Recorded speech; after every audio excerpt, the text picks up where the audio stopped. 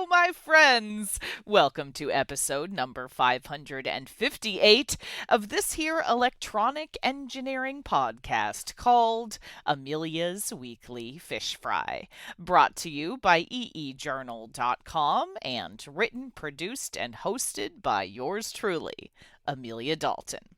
Folks, this week we are talking about sports.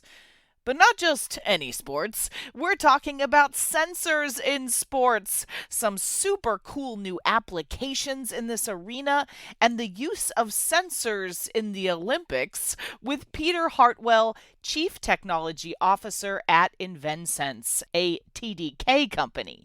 Peter and I also talk about the benefits that InvenSense sensors bring to sports applications, and where Peter thinks sensing technologies are headed in the future.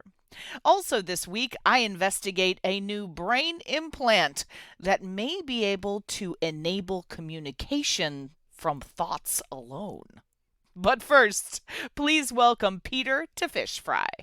Hi, Peter. Thank you so much for joining me. Thank you. I'm happy to be back. Excellent. Okay, so we're seeing sensors implemented more and more in sports activities these days. So, what kind of benefits do you think sensors bring to the sports arena? It's something we really love to talk about because, the proliferation of sensors into wearable devices has put us on this path of the quantified self, right? So, a lot of us are tracking our steps every day, right? You're getting those little activity notifications like, hey, maybe it's time to get up and take a break and walk around a little bit. That's the motion sensor in there. That's bread and butter for my company. But when you begin to look at how you can take that to the next level, we're actually trying to improve your technique at something. You can put this in a golf club, you can put it in the tennis rackets, and you can really get some analytics and stuff that help you sort of understand how you're performing today. And then there's also a safety aspect that's coming now. So a lot of us, particularly with kids, you can get a helmet now that's implemented with one of these accelerometer sensors, and you can see actually how much impact you have. And, the kid says, I'm fine, and we can actually look at the data now and try to understand whether that's one that need to look at this a little bit differently, or like, let's sit on the bench.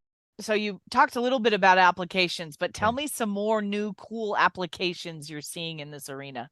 I think when you look at it, if I take that performance analytics to the next step right now, you actually have companies that are selling services to actually take your data and be your coach, whether it's to motivate you to work harder or actually build a workout tailored for you and based on your data. Right, which is really neat to think about. That it's something that most of us wouldn't think about, the expense of a personal trainer, but the internet and sensors and all that comes together in something that's much more accessible now. I think the other side of it is we're seeing this in actually the officiating of sports, right? And depending on whether your team won or lost, this is either the good thing or not, right? But I like to think back to the World Cup last year, which is something we had a little bit of involvement in. So the soccer ball was implemented with a motion sensor. There was radar watching the ball. There were cameras there. And, there were a couple calls in really important matches. The one that went past the end, the Japanese guy seemed to kick it all the way back, backwards, right? But if you look at the sensors, it's just that angle, because unless you were there, according to the rules, that ball was in, right? And the other one was the ball was going and did it tap the guy's head before it went in the goal? And of course, he said it hit his head and maybe it hit his hair, but according to the ball, it didn't. The data's there, right? The ball is impartial on whether the superstar headed the ball or not, right? So I think if we approach it carefully, it's not trying to change sport, but it's really trying to be that part of making sure we all get it right. But I think when it really succeeds is when that technology disappears into the background, right? It's not interfering with the game, but it's helping with these points where there's so much on the line, we got to get it right. That's true. Now, let's talk specifically about the Olympics coming up. Now, where do you see sensors being used in the Olympics in particular? The Olympics is really neat, right? Because, every 4 years, we all get a bunch of exposure to a lot of sports that we probably only watch every 4 years, right? And that's a place where actually sensors can really help to make these sports more accessible to people who don't watch it all the time, right? I mean, the easy example to think of is, American football, and, you've got the line of scrimmage and you've got the first down line. And until they painted those on the field with the magic of computers and CGI, it was hard to explain to anyone who didn't grow up with the game. You start applying that to all of these other crazy sports, right? Whether it's sailing or, the golf, watching the ball, or ice hockey with how quick the puck moves around, cycling, or, it opens up those sports to in ways that help people to watch them. But what's happening at the Olympics is, you've got broadcasters from all over the world, and they can't actually be in that venue because it's just not big enough. So they're watching the feed. And what's happening now is that sensor data is augmenting what the analysts are seeing behind the scenes to help bring those of us who are watching it with these experts kind of closer into things they may have missed because, again, because of the camera angles, you're sort of limited. It's different than you're actually there in person. So that performance analysis, and then in timing, sensors and timing. So I was reading about things are now being timed, to the not just a thousandth of a second or a millisecond, right? We're going into the microseconds now and trying to get that accurate enough to where there's multiple sensors. It's not just a touchpad on the wall of the swimming pool. There's a motion sensor there, a pressure sensor. It's feeling the wave of that water coming. And when is that exact time? Both hands were on the wall of the pool, depending on your stroke. But, it's trying to get those things right again. That's where it's changed. So it's this combination of, I think, making it more accessible through instrumenting both the athletes and the equipment. And that's where the smaller, lighter sensors disappearing into the background. But it's also that let's get the call right. So let's talk about the InvenSense sensors in particular. Now, what kind of benefits do they bring to these kinds of applications? So our line of sensors, we do accelerometers and gyroscopes, we do pressure sensors, we do microphone, we do ultrasound. And you look at our motion sensors, they've been designed from the start to really deliver that performance you need, particularly in sport. So we're talking about high sample rate. This is how fast we're measuring that data to make sure we don't miss anything. We're talking about high full scale range, which is, to make sure you're not clipping on a signal. This is particularly, think about swinging a baseball bat, a racket, a golf club. We need to have a high enough range that you're capturing all of that speed of that motion, all of that acceleration, and you don't want to miss anything. The next thing is robustness. You think of anything as harsh as the head of a golf club, as trying to put an instrumentation there and have it survive that. It's something that we have always designed for. Our products end up in some of the, think of those outdoor activities you do, or even dropping your cell phone and wanting it to survive that. These are harsh conditions, and then that's something we've designed for. But then back to dovetail into what we've talked about so far, it's about low power and small size. If I can't put this into something without disturbing that, this is the Heisenberg uncertainty principle, right? Which is the art of measuring something disturbs that system. And so you're trying to minimize that disturbance. I want to weave it into your clothing. I want to put it into something wearable that's not actually interfering with you in the sport. And so very small size, low power, you need batteries that can last through that length of event, or, you don't want to be really literally charging in the middle of something. And so all of that really plays into why we've been very successful in all those fun things we can do to make sports more accessible and more interesting. So let's put your forward-thinking hat on here, Peter. Where do you see these kinds of sensing technologies headed in the future? It's a question I always love to talk about because as CTO, that's my job, is to look out there and try to figure out what's next. And, we've talked a lot about some of the motion sensors and other things I do. We do microphones, which is an ear, right? We actually don't do cameras. We do a lot of things to make cameras work better, but the cameras are your eyes. And then if you think about what is the other sense that you have, your personal sensor, your nose is the next most important one on that list. And you and I are having a conversation right now. We're really focused on something, or if someone's listening to this, intently, and maybe they're even driving. Your nose is sitting there as a safety sensor. When you smell that smell, it's that alarm that's going to go off. You may often, before you see something or hear something, particularly if we're talking about something that's combusting or burning, right? You're going to smell that smoke before that. And so if I look at that as the opportunity of what's next, there's two things. One is actually trying to measure the air quality where you're actually performing the sporting activity. And, there was a great lengths at the Beijing Olympics to try to get ready for athletes who are going to come. But it's even on a personal level, it's maybe making a decision about whether you actually want to go outside and exert yourself today or not. So one of the big ones in a big city on a humid day in the summer is actually ozone. And so being able to understand sort of that ozone and whether it's available, this is a gas sensor. We want to do that.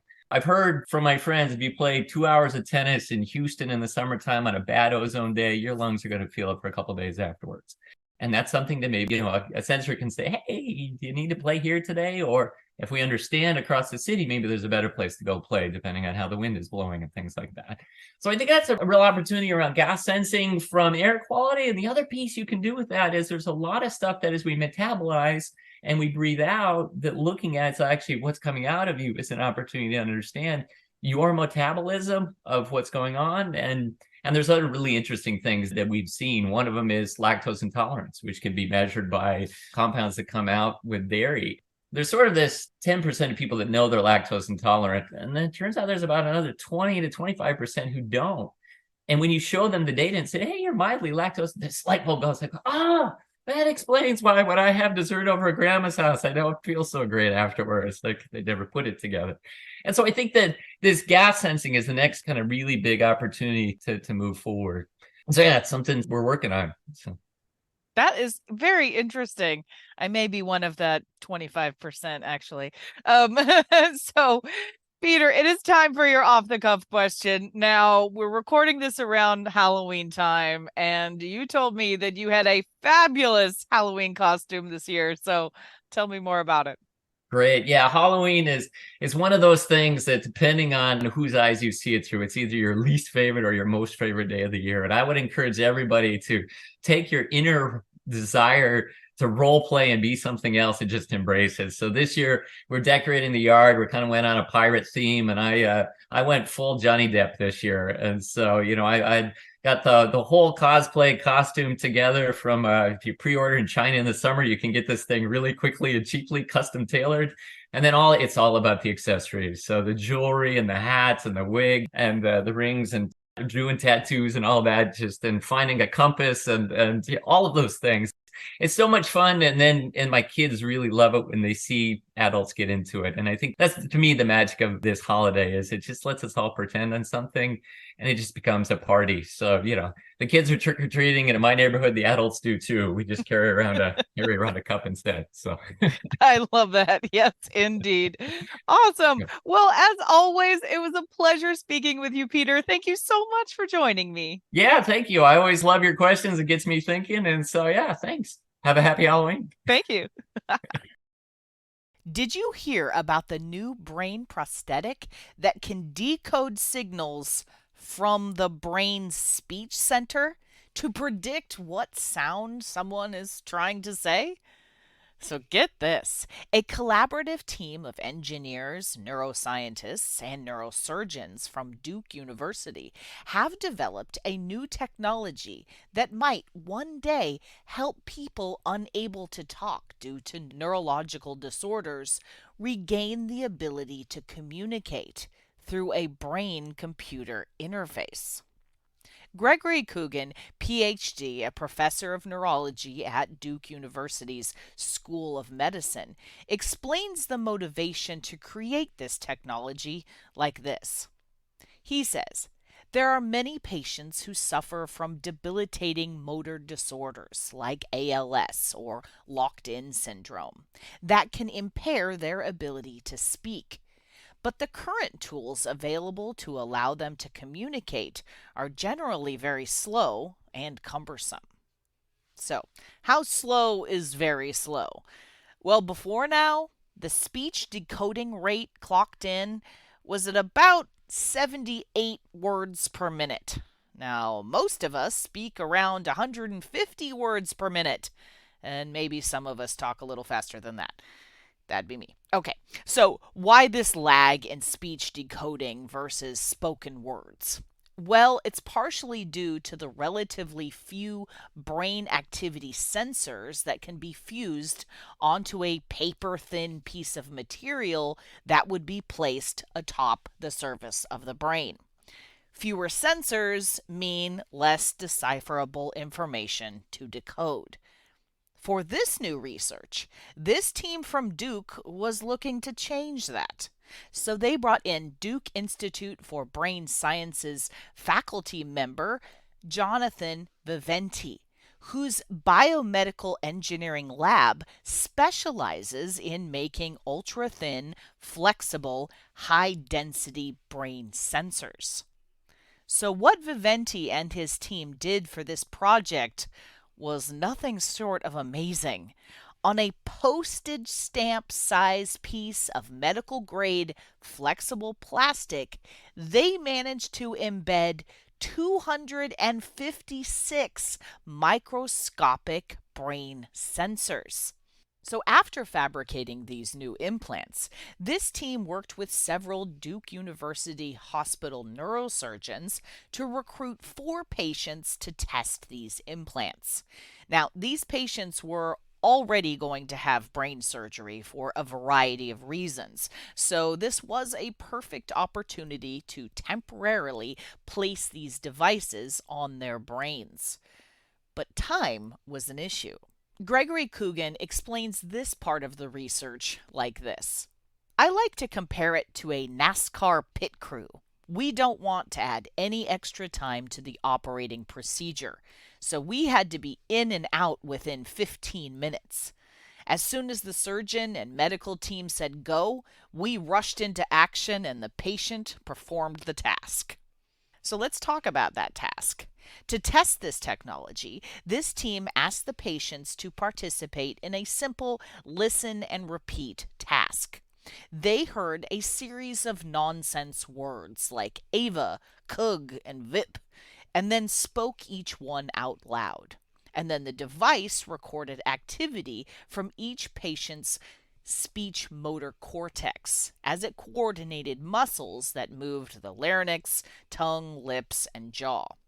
From there, another member of the team took the speech and neural data and fed it into a machine learning algorithm to see how accurately it could predict what sound was being made based only on the brain activity recordings. Interestingly, this new decoder technology got some sounds right more of the time than others.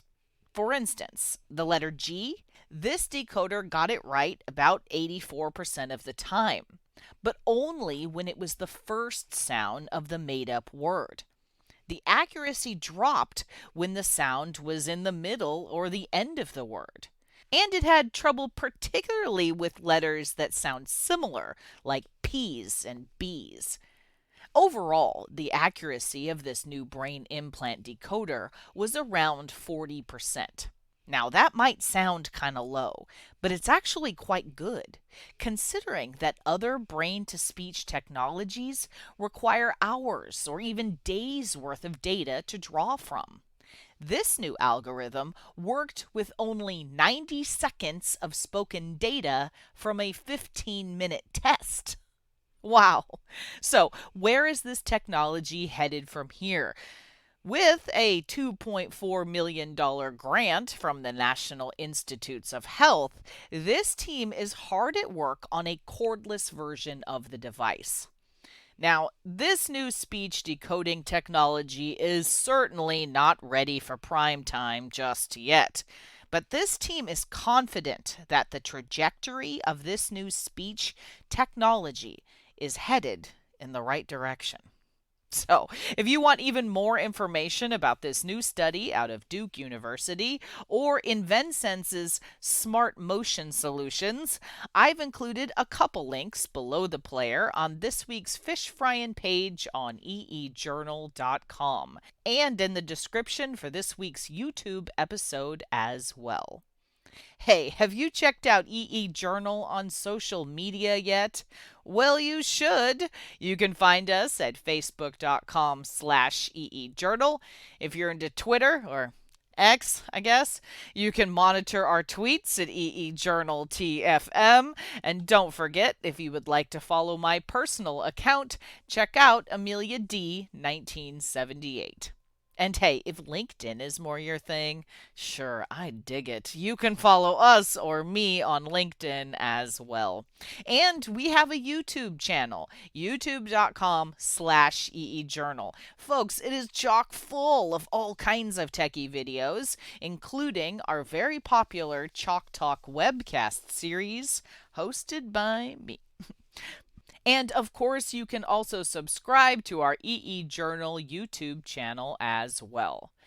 And if you haven't already, make sure you subscribe to this here podcast on Spotify, Google Podcasts, Podbean, Apple Podcasts, YouTube, or just about any other podcasting platform to listen to some super exciting upcoming episodes.